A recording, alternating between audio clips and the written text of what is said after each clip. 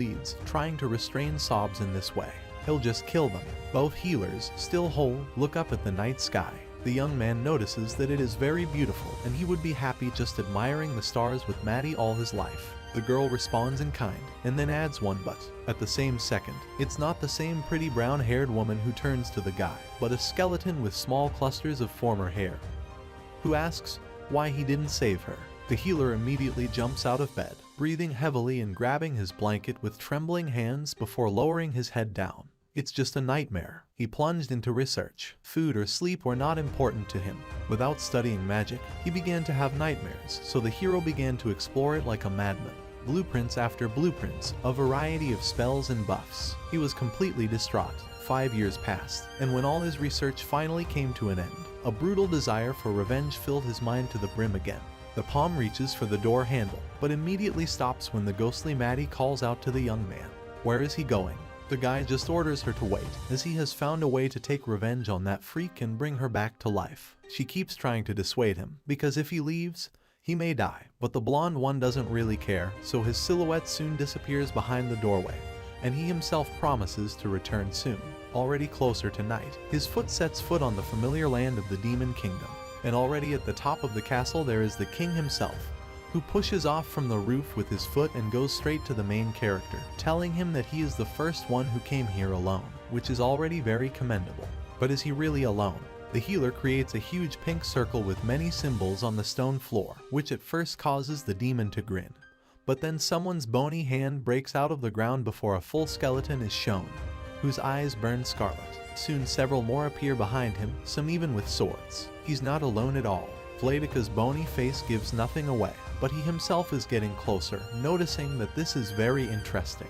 One of the skeletons swings at the demon when he gets too close, but the undead grabs him by the skull and squeezes so hard that the top of his head just crumbles into dust. Another dead servant runs towards the king, swinging his sword and even managing to pierce someone else's chest, as the latter did not react properly. But literally a second later the Lord pulls out this weapon and with one clear blow cuts the three dead in half, causing them to crumble into bones. But the others still continue to move. So little of this, they have also increased in number. Having properly assessed the situation, the demon immediately disappears from the skeleton's field of view, ending up with one right in front of the very face. He blows off his skull with one blow, nails the second to the ground, holding the back of his head, knocks out all the cervical vertebrae from the third.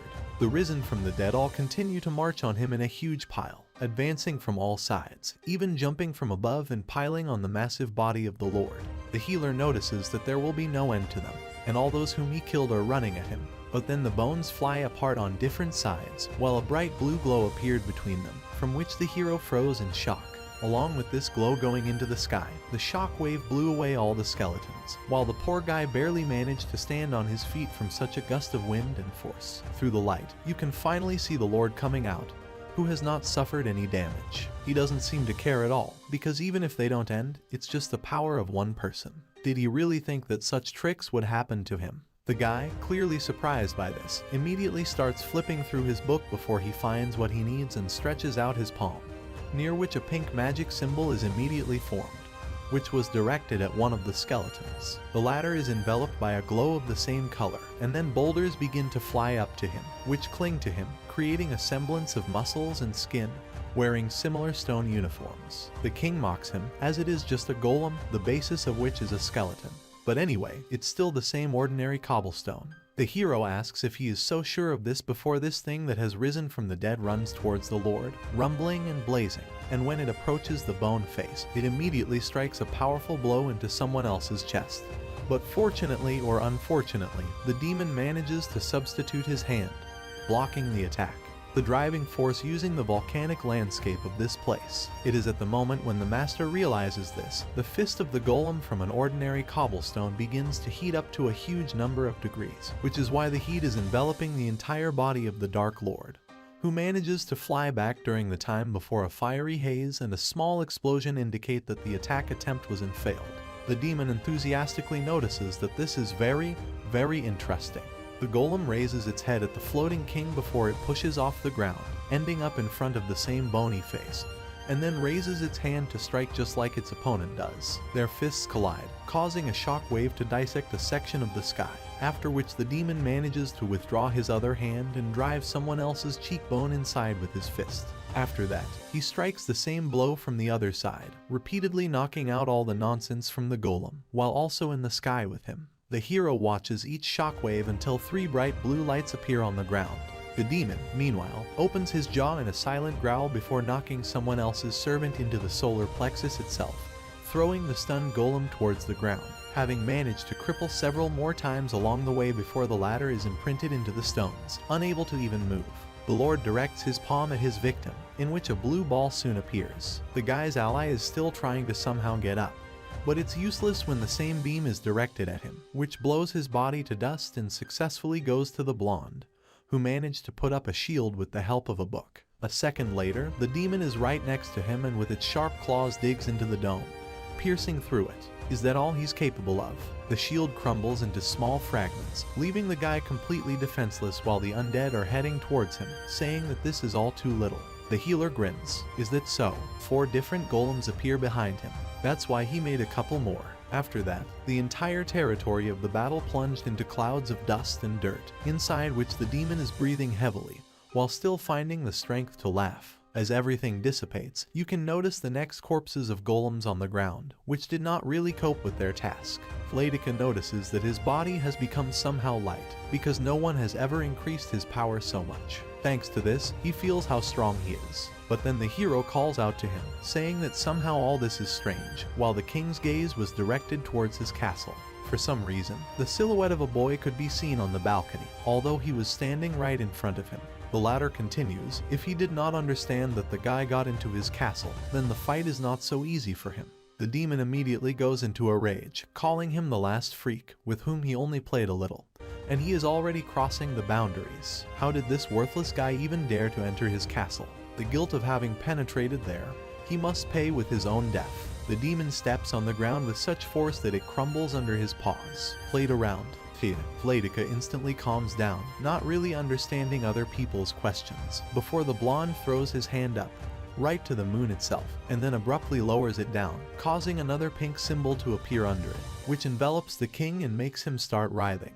His blue irises abruptly change to pink before the hero approaches him, wondering if he wants to know why he feels his body so light. And all because the boy put a buff on him so that the demon could fight with his creations. It was not the king who showed leniency to him, but the guy himself in relation to the Lord. He also had a great time, that's why he's using all his strength now. Approaching almost close to the dumbfounded king, he touches his torso with his fingers, and then says a simple goodbye. We are shown the castle of demons, along the corridors of which someone is running, noticeably out of breath, and all the time calling the king as they approach the huge door. As soon as it opens, someone immediately flies in, while our familiar hero is sitting on the throne, who looks at the newcomer with his usual fatigue. The owl calls out to him, shouting that he has found out the whereabouts of those 3, and found out where they are now. The pupil of the guy instantly narrows as soon as the awareness of what is happening reaches the brain. 1,000 years ago, a new member of the royal family put forward a bill regarding healers. A healer is obliged to provide a buff to his allies. A healer is obliged to apply a debuff on enemies. A healer can use a buff on himself. The purpose of this law was to establish boundaries and the use of buffs of omnipotent healers. However, in fact, this bill was introduced in order to deter healers who were envied by people with other activities. Because of the strict punishment in case of disobedience, healers gradually began to obey the new rules. High-class healers, instead of going into battle, chose a way to help travelers by making recovery and buff elixirs for them. And as for low-rank healers, they could not even pass for an elixir in their usefulness. Therefore, they were simply used and thrown away as consumables. Out of reverie, the same owl calls out to him, who asks if the king listened to him at all. He had found his enemies. The new king confirms that he listens to him, just thought for a second. The chick asks permission to begin the report and decides to proceed to the archer named Jude. At the moment, he and his new team are on an expedition to the dragons. Then comes the magician Bibai, who is the magical commander of the castle, which houses an army of about 30 elite wizards. And the last one is Bask. He became the master of a guild consisting of 50 warriors. The guy is silent for a while before pronouncing just 3 names: Beth, Achilles, Rock. 3 pairs of legs immediately appear behind the owl, listening to the king. He gives a simple instruction, to catch all 3, while the chick itself is clearly tense, not realizing at what moment they were behind him. The blonde continues to say that it absolutely does not matter to him if any victims arise in the process, except healers. The elixir, which he had been holding in his hand, at one moment breaks on the floor, on which red traces immediately appear. Let them bring them before nightfall and make them kneel before him. 3 respond, not daring to contradict the king.